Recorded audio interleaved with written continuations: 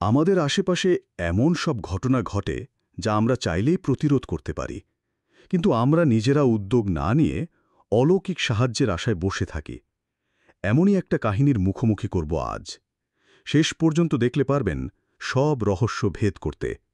চলুন শুরু করি। নীলগঞ্জ গ্রামটা দূর থেকে দেখলে মনে হয় শিল্পীর তুলিতে আঁকা এক শান্ত স্নিগ্ধ ছবি, কিন্তু প্রতিটি ছবির আড়ালেই যেমন কিছু গল্প লুকিয়ে থাকে। নীলগঞ্জের গল্পটাও ঠিক তেমনই। এই গ্রামেরই এক প্রান্তে বাঁশঝাড় আর কচুরিপানায় ভরা পুকুরের ধারে একটা টিনের ঘরে মাকে নিয়ে থাকে সুকন্যা। বিধাতা যেন পৃথিবীর সমস্ত রূপ ঢেলে দিয়েছেন তার চেহারায়। পূর্ণিমার চাঁদের আলো তার মুখে পড়লে ভ্রম হয় কোনটা চাঁদ আর কোনটা সুকন্যার মুখ। কিন্তু এই স্বর্গীয় রূপই তার জীবনের জন্য এক নরকীয় অভিশাপ হয়ে দাঁড়িয়েছে। প্রতিটা দিন তার জন্য এক সংগ্রামের নাম। সে যখন কলসি কাঁখে নিয়ে নদীর ঘাটে যায়, বখাটে ছেলেদের কুরুচিপূর্ণ মন্তব্য তীরের মতো তার বুকে এসে বিঁধে। সে যখন নিজেদের এক চিলতে জমিতে কাজ করে, লোলুপ দৃষ্টিগুলো তাকে আষ্টে পিষ্টে জড়িয়ে ধরে। নিঃশ্বাস নিতেও কষ্ট হয় তার। সবচেয়ে বড় আতঙ্ক গ্রামের চেয়ারম্যানের বখাটে ছেলে রাসেল। ক্ষমতার দম্ভে সে নিজেকে নীলগঞ্জের রাজা মনে করে। রাসেল আর তার সঙ্গীরা প্রায়ই সুকন্যার পদ আটকায়, তার ওড়না ধরে টান দেয়, মুখে অশ্রাব্য কথা বলে। সুকন্যা নীরবে চোখের জল ফেলে, দাঁতে দাঁত চেপে অপমান সহ্য করে, কারণ সে জানে প্রতিবাদ করার অর্থ নিজের পায়ে কুড়াল মারা। একদিন অত্যাচারের মাত্রা ছাড়িয়ে গেল। রাসেল দিনের বেলায় সবার সামনে সুকন্যার হাত ধরে টানতে শুরু করল। সুকন্যা রাসেলের গালে থাপ্পড় দিয়ে নিজেকে ছাড়িয়ে নিয়ে দৌড়ে বাড়ি চলে আসে। রাসেল এই অপমানের শোধ নিতে বাবার কাছে অভিযোগ করে। সেই রাতেই চেয়ারম্যানের ১০-১২ জন লাঠিয়াল তাদের বাড়িতে হামলা চালায়। তারা ঘরের বেড়া ভেঙে দেয়, উঠোনে সবজি গাছগুলো উপড়ে ফেলে। সুকন্যা আর তার মা ভয়ে ঘরের এক কোণে জড়সড় হয়ে কাঁপতে থাকে। একটু পর স্বয়ং চেয়ারম্যান এসে দাঁড়ায়, তার চোখ মুখে দাম্ভিকতার ছাপ। সে সুকন্যার মায়ের দিকে তাকিয়ে হুঙ্কার দিয়ে বলে, গরিবের ঘরে এত তেজ কিসের? আমার ছেলে তোর মেয়ের সাথে দুটো কথা বলতে চেয়েছে, তাতে মহাভারত শুদ্ধ হয়ে গেল। আজ তো শুধু বেড়া ভেঙেছি, পরের বার একেবারে ভিটে মাটি থেকে উচ্ছেদ করে দেব। তারপর সুকন্যার দিকে ফিরে তার কুৎসিত দাঁত বের করে হাসে। শোন মেয়ে, আমার ছেলে তোকে পছন্দ করে, ওর সাথে ভাব জমাবি। তোর সাথে ছেলের বিয়ে দেব সে আশা করিস না, কিন্তু যতদিন ওর মন চায় তোকে সঙ্গ দিতে হবে। এটা আমার আদেশ। আমার ছেলের মুখে আমি হাসি দেখতে চাই। তোর মতো গরিবের কারণে আমার ছেলের মুখের হাসি শুকায় গেলে এর শাস্তি তোর পেতে হবে। তারপর সঙ্গে আসা লোকজনের দিকে তাকিয়ে নির্লজ্জের মতো বলে, এই বয়সে ছেলে পেলে একটু ফুর্তি করবেই, এটা দোষের কিছু না। কি বলো তোমরা? সবাই হাঁ হাঁ হাঁ করে হাসতে হাসতে চলে গেল। চেয়ারম্যান চলে যাওয়ার পর সুকন্যা কান্নায় ভেঙে পড়ে। তার মা তাকে জড়িয়ে ধরে বলে, আল্লাহর উপর ভরসা রাখ মা, তিনি ছাড়া আমাদের আর কেউ নেই। সেই রাত থেকে সুকন্যা আর তার মা এক জীবন্ত আতঙ্কের মধ্যে দিন কাটাতে শুরু করে। প্রতিটা মুহূর্ত তাদের মনে হয়, এই বুঝি আবার কেউ হামলা করতে এলো। এর কয়েকদিন পরের এক রাতের কথা। আকাশ যেন আজ তার সব রাগ উগড়ে দিচ্ছে। ভয়ঙ্কর কালবৈশাখী ঝড়, সাথে কান ফাটানো বজ্রপাত। সুকন্যা তার মা জায়নামাজে বসে আল্লাহর কাছে আশ্রয় ভিক্ষা করছিল। ঠিক তখনই উঠোনের মাঝখানে আকাশ থেকে এক তীব্র আলোর ঝলকানির সাথে প্রচণ্ড শব্দে কিছু একটা আছড়ে পড়ল। মনে হলো যেন একটা তারা খসে পড়ল তাদের উঠোনে। ঝড় থামলে সুকন্যা ভয়ে ভয়ে দরজা খোলে।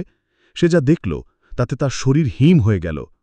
উঠোনের কাদামাটির মধ্যে এক অবিশ্বাস্য সুদর্শন যুবক অজ্ঞান হয়ে পড়ে আছে। তার শরীর থেকে তখনও হালকা নীল আভা বিচ্ছুরিত হচ্ছে, যা অন্ধকারের মধ্যে স্পষ্ট দেখা যায়। তার শরীরের পোশাক ছেঁড়া, শরীরে আঘাতে চিহ্ন, কিন্তু চেহারায় এক অপার্থিব স্নিগ্ধতা। সুকন্যার তার মায়ের মনে হল এ বুঝি আল্লাহর তরফ থেকে পাঠানো কোনো ফেরেশতা। তারা দুজনে মিলে অনেক কষ্টে যুবকটিকে ঘরে নিয়ে এলো। সুকন্যা সারা রাত জেগে তার কপালে জলপট্টি দিল, ক্ষতস্থান পরিষ্কার করে দিল। পরদিন সকালে যুবকের জ্ঞান ফিরল। তার শান্ত গভীর চোখ দুটো মেলে সে সুকন্যার দিকে তাকাল। সুকন্যা জিজ্ঞেস করল, আপনি কে? কোথা থেকে এসেছেন? যুবকটি অসহায় দৃষ্টিতে বলল, আমার নাম সাকিব, এর বেশি কিছু আমার মনে পড়ছে না। তার স্মৃতি যেন ঝাপসা, কিন্তু তার উপস্থিতিই যেন বাড়িটার চারপাশে এক অদৃশ্য সুরক্ষার দেয়াল তৈরি করে দিল। কিন্তু এলাকায় কানাঘুষো শুরু হয়ে গেল। সুকন্যাদের বাড়িতে এক বেগানা পুরুষ আসছে। মা মেয়ে কি করছে কে জানে। কয়েকদিন পর সুকন্যা যখন বাজার থেকে ফিরছিল, রাসেল আর তার বন্ধুরা আবার তার পদ আটকায়। রাসেল ব্যঙ্গ করে বলে, কিরে, আজকাল নাকি তোর বাড়িতে এক পুরুষ অতিথি এসেছে, খুব তো বেড়ে গেছিস। এই বলে সে সুকন্যার হাত ধরতে এগোতেই কোত্থেকে সাকিব এসে তার সামনে পাহাড়ের মতো দাঁড়িয়ে যায়। সাকিবের চোখে এমন এক শীতল আগুন ছিল, যা দেখে অভ্যস্ত বখাটেরাও এক মুহূর্তের জন্য থমকে যায়। সাকিব শান্ত কিন্তু ইস্পাতের মতো কঠিন গলায় বলে, ওর পথ থেকে সরে যাও। আর কোনোদিন যদি ওকে অসম্মান করার চেষ্টা করেছ, তাহলে তার ফল ভালো হবে না। রাসেল প্রথমে ভয় পেলেও পরক্ষণেই ক্ষমতার দম্ভে গর্জে ওঠে, তুই কে রে আমাদের হুকুম দিয়ার? দাঁড়া, দেখাচ্ছি মজা। সে তার সঙ্গীদের ইশারা করতেই তারা সাকিবের দিকে উত্তেজিত হয়ে এগিয়ে এলো। সবাই মিলে সাকিবকে অপদস্থ করবে, কিন্তু যা ঘটল তা ছিল অবিশ্বাস্য। সাকিব শুধু হাত দিয়ে একটা ইশারা করল, আর পাশের বিশাল এক আম গাছের মোটা ডাল মর্মর শব্দে ভেঙে পড়ল রাসেলের সঙ্গীদের উপর। ব্যথায় কেকিয়ে উঠল সব। ভয়ে আর বিস্ময়ে রাসেল আর তার সঙ্গীরা চিৎকার করে পালিয়ে গেল। এই ঘটনার পর চেয়ারম্যান ক্ষোভে ফেটে পড়ল। সে পরের দিন আরও বেশি লাঠিয়াল পাঠালো সাকিবকে ধরে আনতে। তারা যখন সদর্পে সুকন্যার বাড়ির উঠোনে ঘোকে, সাকিব শান্তভাবে ঘর থেকে বেরিয়ে আসে।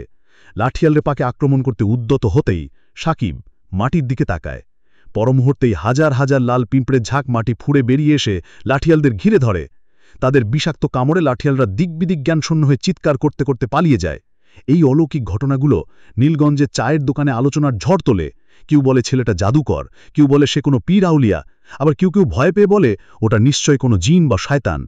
এইসব আলোচনায় এক কোণে বসে চাদরে মুখ ঢাকা এক রহস্যময় লোক মনোযোগ দিয়ে শুনছিল।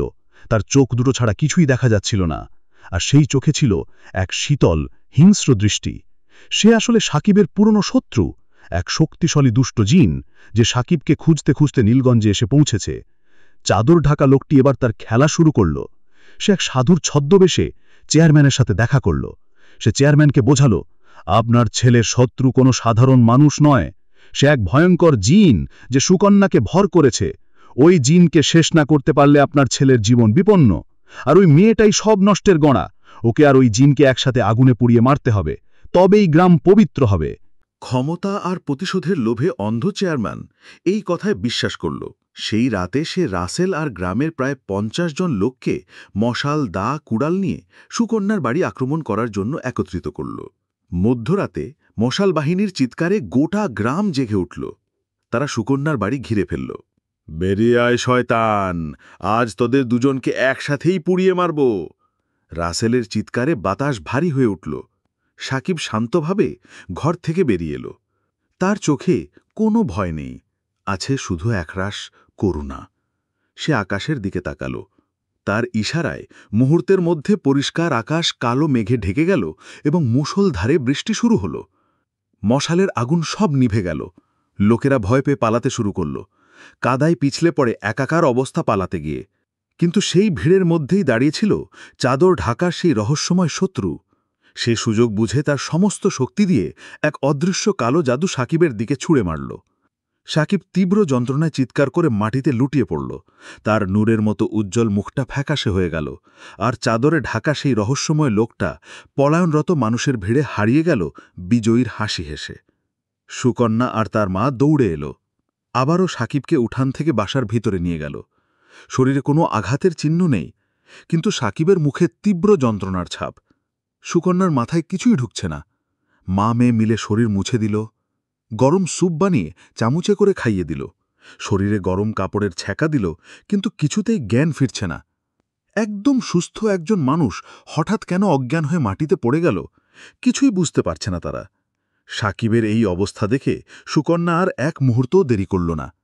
সে হাই হতাশ করে সময় কাটানোর মেয়ে না। বাবা মারা যাবার পর থেকেই জীবনের কঠোরতা থেকে শিখেছে বিপদে আল্লাহর অনুগ্রহ আর নিজের চেষ্টাই মুক্তির একমাত্র উপায়। তার মনে পড়ে গেল গ্রামের শেষ প্রান্তে থাকা এক বৃদ্ধ কবিরাজের কথা, যিনি নানা বিষয়ে জ্ঞান রাখেন। সে এই ঝড় বৃষ্টির মধ্যেই দৌড়ে কবিরাজের কুঁড়েঘরের দিকে ছুটল। কবিরাজ সব শুনে চোখ বন্ধ করে কিছুক্ষণ ধ্যান করলেন। তারপর বললেন, মা রে, তোর বাড়িতে যে আছে সে আরশের প্রহরী, আল্লাহর এক আলোকময় সৃষ্টি, আর তার শত্রু এক অন্ধকার সত্তা। কোনো জাদুর বলে সাকিব অসুস্থ হয়ে গেছে, তাকে বাঁচাতেই হবে। তাকে রক্ষা না করলে জিন আর মানুষ দুজনেরই বিপদ হবে। কিন্তু সাধারণ অস্ত্রে এই লড়াই জেতা যায় না। তিনি সুকন্যার হাতে একটা রূপার তাবিজ আর একটা কাগজে আরবিতে লেখা কয়েকটি শক্তিশালী আয়াত দিয়ে বললেন, যখন দেখবি তোর আশ্রয় নেওয়া যুবকটির প্রাণ সংকটে, তখন এই তাবিজটি তার হাতে পরিয়ে দিবি আর পূর্ণ বিশ্বাসে এই আয়াতগুলো পাঠ করবি। মনে রাখিস, আল্লাহর পবিত্র কালামের চেয়ে বড় কোনো রক্ষা কবচ এই ত্রিভুবনে নেই। তোর বিশ্বাস আর পবিত্রতাই হবে তোর সবচেয়ে বড় শক্তি। সুকন্যা প্রায় উড়ে বাড়ির দিকে ফিরে এলো। আল্লাহ তাকে এই কোন পরীক্ষায় ফেলল? হয়তো তার অসহায়ত্বে অবলম্বন হিসাবে আল্লাহই রক্ষাকর্তাকে তার কাছে পাঠিয়েছে। কিন্তু আজ সাকিবের প্রয়োজন সুকন্যার সাহায্যের। আর সুকন্যা যে করেই হোক সাকিবকে সুস্থ করবেই। মনে দৃঢ় প্রত্যয় নিয়ে সে বাড়ির উঠানে পৌঁছাল। কিন্তু সে দেখল সাকিব মাটিতে পড়ে যন্ত্রণায় কাকরাচ্ছে, আর সেই দুষ্ট জিনটা তার দিকে এগিয়ে আসছে তাকে শেষ করে দেবার জন্য। এখন সে কোনো চাদরে ঢাকা রহস্যময় লোক না, এক কুৎসিত জিনের রূপ নিয়েছে। সুকন্যা দৌড়ে গিয়ে সাকিবের সামনে দাঁড়াল। সে কাঁপা কাঁপা হাতে কবিরাজের দেওয়া তাবিজটা সাকিবের হাতে পুড়িয়ে দিল। তারপর চোখ বন্ধ করে তার সমস্ত বিশ্বাস আর আবেগ দিয়ে কবিরাজের শেখানো আয়াতগুলো পাঠ করতে শুরু করল।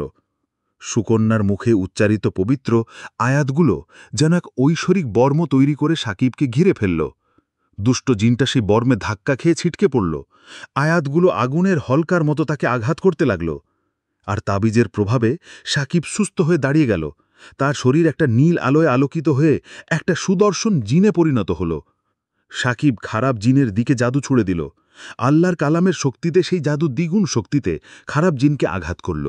সে যন্ত্রণায় আকাশ পাতাল কাঁপিয়ে চিৎকার করতে করতে এক কালো ধোঁয়ার কুণ্ডলী হয়ে রাতের অন্ধকারে মিলিয়ে গেল। সর সর করে বৃষ্টি থেমে গেল। আকাশ পরিষ্কার হয়ে গেল। সাকিব আবার মানুষের রূপে ফিরে এলো, কিন্তু তার শরীর থেকে সেই স্নিগ্ধ নীল আভা বিচ্ছুরিত হতে শুরু করেছে। সে কৃতজ্ঞ চোখে সুকন্যার দিকে তাকিয়ে বলল, তুমি আমার জীবন বাঁচালে সুকন্যা। তোমার বিশ্বাস আর পবিত্রতাই আজ আমাকে রক্ষা করেছে। মানুষের মুখে আল্লাহর কালামের শক্তির কাছে জিন শয়তানকেই টিকতে পারে না, আবার প্রমাণিত হল। সুকন্যা তার ওড়না দিয়ে চোখের জল মুছে মৃদু হেসে উত্তর দিল, আপনি তো দিনের পর দিন আমাকে আর আমার মাকে মানুষ রূপধারী শয়তানদের হাত থেকে বাঁচিয়েছেন, আমাদের সম্মান রক্ষা করেছেন। আজ না হয় আমি সেই সামান্য ঋণ শোধ করলাম। সাকিবের মুখে এক স্বর্গীয় হাসি ফুটে উঠল। সে বুঝল, এই মর্তের ধুলি মাটিতে সে এক অমূল্য রত্ন খুঁজে পেয়েছে। এখন থেকে এই সুকন্যাই হবে তার আকাশের সবচেয়ে উজ্জ্বল তারা, তার পৃথিবীতে বেঁচে থাকার একমাত্র কারণ। জিনের জগৎ ছেড়ে সুকন্যার সাথী থেকে যাবার সিদ্ধান্ত নিল। আর চেয়ারম্যান, সে সুকন্যার কাছে এসে মাফ চাইল। তার এলাকার আর কোনো দিন কোনো অসহায়কে কেউ অত্যাচার করতে পারবে না বলে কথা দিল। এই গল্প শুধু গল্প নয়, চোখ খুলে দেখুন, আপনার পাশেও কি কোনো দরিদ্রকে প্রভাবশালীরা অধিকার বঞ্চিত করছে না? তাদের অসহায়ত্বের সুযোগে নিপীড়ন চালাচ্ছে না? সেও কি কোনো অলৌকিক জিনের আশায় বসে থাকবে? নাকি আপনি চাইলেই পারেন তাদের শক্তি হতে? ক্ষমতাবানের অনুগ্রহে থেকে অন্যের ভাগিদার না হয়ে আল্লাহর অনুগ্রহের ভাগিদার হতে পারেন নাকি? তাতে মানুষেরও উপকার, নিজেরও উপকার হবে। সম্পূর্ণ গল্প দেখার জন্য ধন্যবাদ। আজকের গল্পে চরিত্রে ছিলেন আমাদের দুজন নিয়মিত দর্শক, সুকন্যা ও সাকিব। আপনাদের অভিনন্দন। আশা করি সব সময় আমাদের সাথেই থাকবেন, আর সাবস্ক্রাইব করুন মিনারাতুল ইসলাম চ্যানেলটিকে। আরও গল্প নিয়ে আসছি। জাযাকাল্লাহ।